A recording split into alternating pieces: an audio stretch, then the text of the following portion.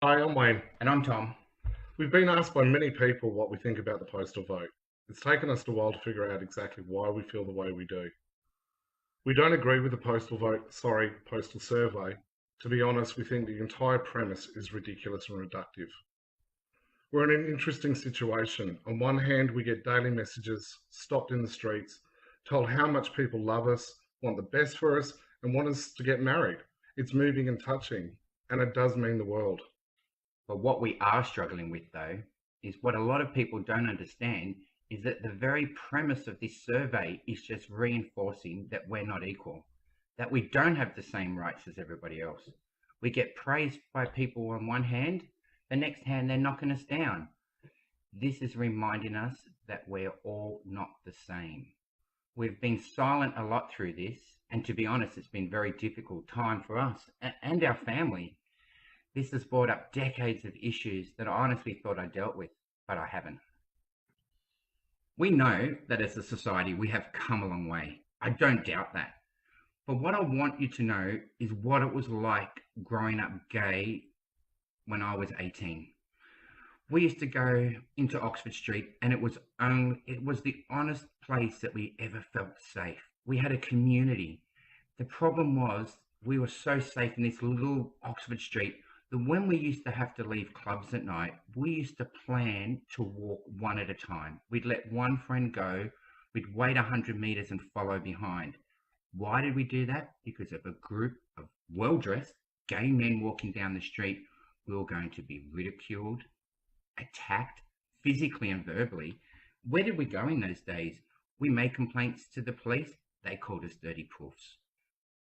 We had nowhere to go. We had to protect ourselves as a community. At the same time, men would be thrown off cliffs because they were gay, and that was just pushed under the carpet. As the gay society, we knew this was happening and nobody would listen. We were fearful. We were known, we weren't wanted here.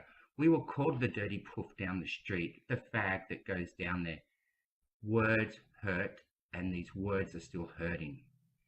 Too many people I know back in the day were abused, depressed, not practicing safe sex. Why? Because they didn't like themselves, because society didn't like us. It was hard, and we fought very hard to change how things are going to be. So, no, not only does this entire process remind me of how far we have to go, it brings the worst out in people. Do you know how me marrying Tom would impact you? It wouldn't. Not in any negative way. My marriage would not invalidate yours.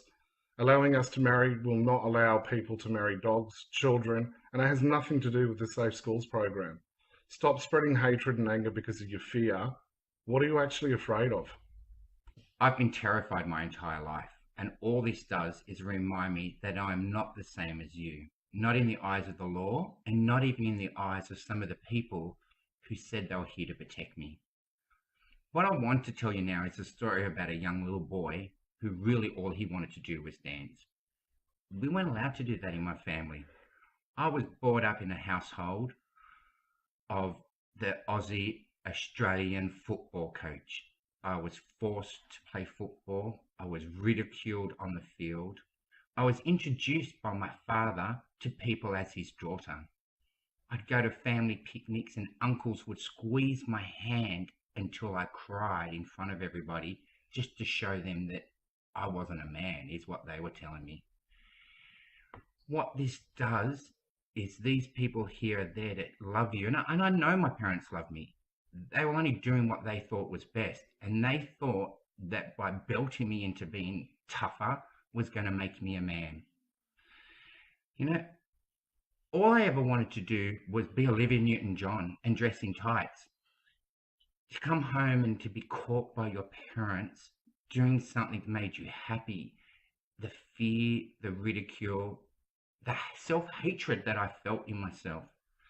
I had a grandmother who was the most loving, beautiful person in the world. She supported me. She told me I was perfect. But then on the other hand would say, maybe Tom, if you just tried to be more like the other boys, it'd make it easier for you. That's all I remember. We as a community have fought very hard for equality to try to make it easier for the young LGBTIQ people coming through today. We don't want them to have the same struggles that we did. Terrified about being at school and ridiculed by teachers because I couldn't catch a ball? Let's make it fun. Pick on the little gay guy. But what is scaring me the most is this language again is being used on Facebook. It follows on the hatred, the fear. This is doing damage to our future generations. We don't have to be gay to feel horrible. We just need to feel different. We're all humans. We all want to be loved, safe, and secure. We totally agree that marriage is a sacred institution. We don't care that the religious people want to get married in your church. That's for you to do it. We don't here to tell you. Don't tell us. I'm going to tell you there is one person in the world that has the right to say no to marriage, and that is the person being asked. And before anyone says yes to marriage, you look and you think, is this person I'm going to spend the rest of my life with? Do we have the same morals, the same values, the same goals in life? That is what's important, and I can tell you that's what raises three wonderful children. I'm terrified this ridiculous survey will come back with no. Do you understand that a no vote will set this country back decades? We live in a lucky country. Let's make it lucky for all, not a select few. I don't agree with $120 million that's been spent on this survey. I think it's absolutely ridiculous. But these are the cards we're dealt with. We need to use this opportunity to do the right thing. Don't make this all about nothing. Fill in your form and return it as soon as possible.